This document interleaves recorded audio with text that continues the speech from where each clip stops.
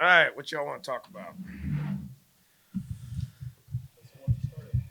Well, Dana, you've talked, especially late in the season, in terms of what you have and what you're down. It's a matter of just you get off to a good first half start and kind of run out of gas in the second half in terms of what y'all are able to accomplish. I think we ran out of gas with 4 minutes to go in the second quarter.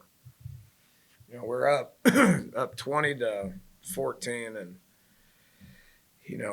the two we got the turnover and we had to settle for a field goal, and I'm like, uh oh.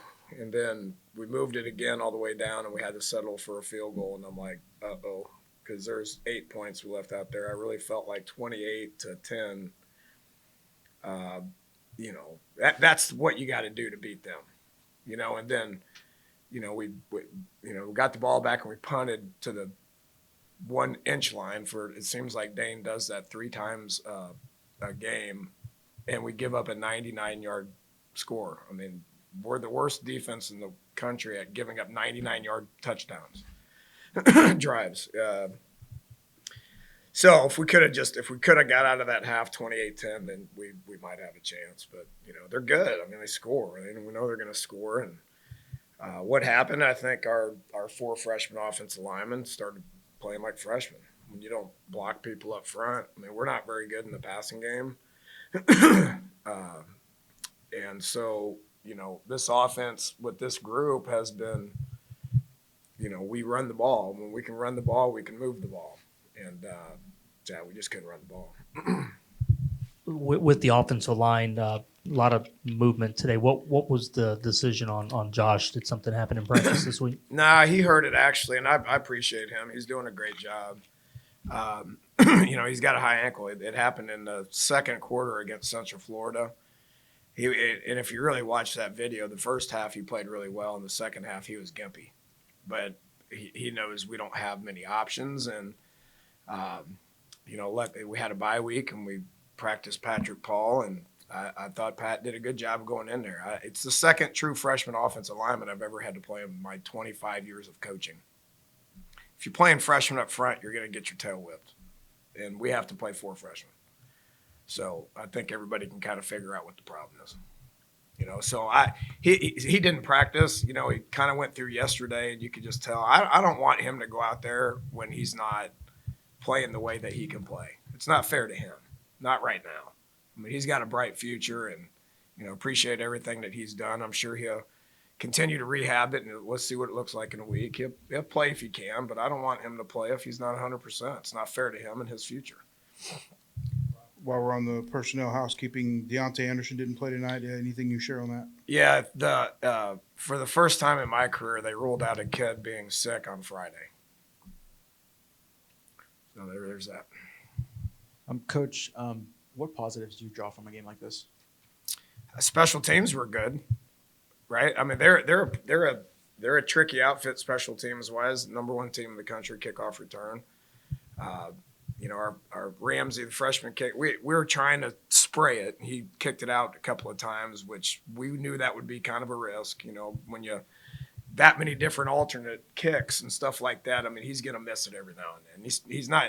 He's not experienced enough to be able to do that consistently how we want him to. But with that said, they didn't get anything out, right? So if you kick it out of bounds and they get it on the 35 right there, then that's the worst field position. Then we'll take it because we did okay the rest of it. Obviously, the block punt was great. Dan Roy is as good of a punter that I've ever been around. Our return stuff was obviously just average, but there's a bright spot. Let's talk about special teams. Did a good job. Then, if memory serves correct, this might only be your second time in your career you're going to miss a bowl game. What are the positives you can still draw from this and pass on to the team? I mean, our goal was to win and get to a bowl. Obviously, it's not going to happen. I mean, it's not surprising to me. I mean, I just know what we're dealing with the amount of bodies that we have. We got about 20 guys that are long-term hurt. We got, kids that are ineligible. And we all know the story. We know the situation. We're not going to panic about it. I mean, at this point, everything that we do is about just being better as a coach and being better as a player. Guys play. We've got a lot of guys that are going to be able to play, that are going to be able to improve, that are going to be able to help us for next year.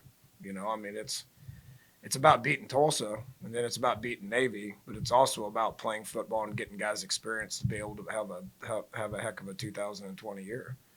We all know that's where we're headed.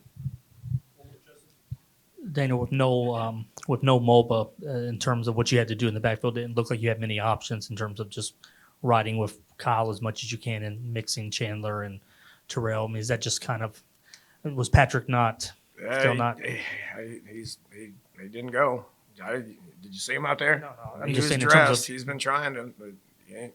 but just very. I just limited think options. a lot of that stuff happens when you're 3-6. You get guys that get little nicks and bruises, and you know, I think Pat's, you know, he's a great kid and he wants to play, but if he's not 100% when you're 3-6, that's just kind of what happens. I don't know what else to say. I mean, I think if he feels good, he's going to play. We got a lot of guys on the sidelines. We got more guys on the sidelines that aren't playing that we have on the sidelines that are playing. I mean, just do the math. So, but you know, Kyle did well, and you know, Smoke played. I mean, we still got 4 backs. I mean, got 2 more backs that are on scholarship that didn't even play. I mean,